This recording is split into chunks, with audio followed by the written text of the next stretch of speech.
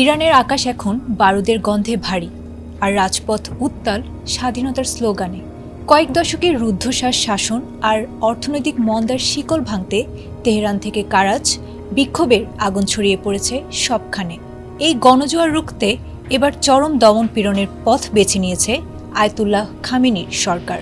বন্দি ২৫০০ বিক্ষোভকারীর মধ্যে ত্রাস ছড়াতে শুরু হয়েছে প্রাণদণ্ড কার্যকরের প্রক্রিয়া। ফক্স নিউজের তথ্য অনুযায়ী গত সপ্তাহে কারাচ শহর থেকে বিক্ষোভ চলাকালে গ্রেফতার করা হয়েছিল সুলতানি এরফানকে। তার বিরুদ্ধে আনা হয়েছিল মহারেভে বা স্রষ্টার বিরুদ্ধে যুদ্ধ করার অভিযোগ।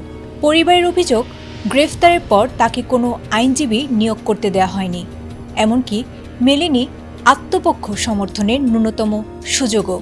ইরান হিউম্যান রাইটস এই পদক্ষেপকে আখ্যা দিয়েছে ৮০-র দশকের ভয়াবহ মানবতা বিরোধী অপরাধের পুনরাবৃত্তি হিসেবে।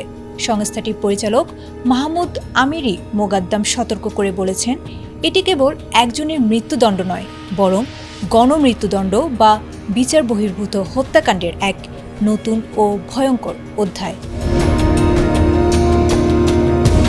ইরানের এই কঠোর অবস্থানের বিরুদ্ধে বিশ্বজুড়ে বইছে নিন্দার ঝড়। যুক্তরাষ্ট্রের প্রেসিডেন্ট ডোনাল্ড ট্রাম্প তার সামাজিক যোগাযোগ মাধ্যম ট্রুথ সোশ্যালে কড়া হুঁশিয়ারি দিয়ে জানিয়েছেন, বিক্ষোভকারীদের ওপর সহিংসতা চালানো হলে যুক্তরাষ্ট্র সামরিক ব্যবস্থা নিতে পারে। হোয়াইট হাউসের সূত্র অনুযায়ী প্রয়োজনে ইরানে বোমা হামলার বিষয়টিকেও গুরুত্ব দিবে প্রশাসন। যদিও মার্কিন কংগ্রেসের ভেতর এই সম্ভাব্য সামরিক হস্তক্ষেপ নিয়ে শুরু হয়েছে তীব্র বিতর্ক ও বিরোধিতা। পাল্টা জবাবে ইরানের পররাষ্ট্রমন্ত্রী আব্বাস আরাগচি জানিয়েছেন, মার্কিন কোনো হামলার মোকাবিলায় তারা পুরোপুরি প্রস্তুত এবং মধ্যপ্রাচ্যে থাকা মার্কিন ঘাঁটিতে আঘাত হানতে দ্বিধা করবে না তেহরান। একদিকে আন্তর্জাতিক চাপ, অন্যদিকে দেশের ভেতর দাউ দাউ করে জ্বলছে বিক্ষোভ। সব মিলিয়ে ইরান এখন পার করছে এক চরম ক্রান্তিকাল।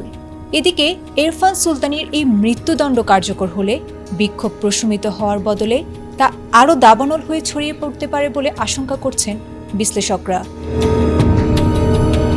আয়েশা আক্তার, ATN বাংলা।